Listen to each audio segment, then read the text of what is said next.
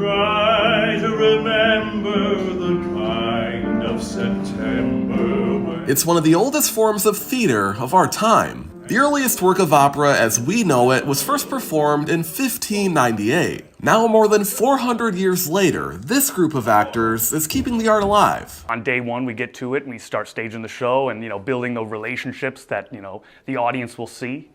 And that for me, that's my favorite part. Perhaps I'm bad, or wild, or mad! Tri-Cities Opera has been a staple in the city of Binghamton for 75 years. With hundreds of shows under its belt, that tradition is only continuing. Being able to really invest in the community here, to bring musical theater to an opera company, together with actors and with singers, and to make something that is sort of like a combination of all these different art forms has been just really wonderful. But if you're looking to head out to a night at the opera, it's now becoming harder and harder across upstate New York.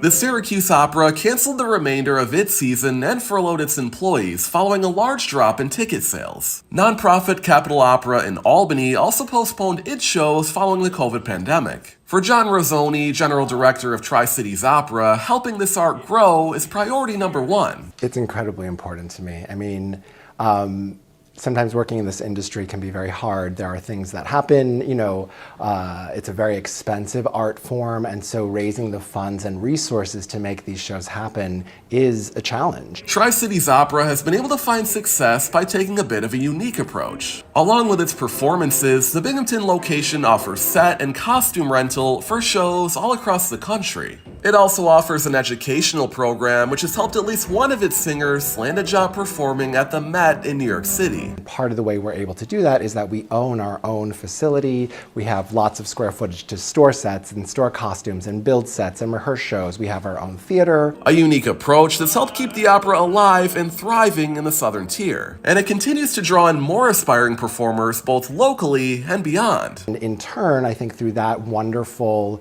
sort of chemistry that makes them excited, it makes our community excited. An excitement that this group is hoping to build on for the opera community of our entire state. Vince Briga, Spectrum News.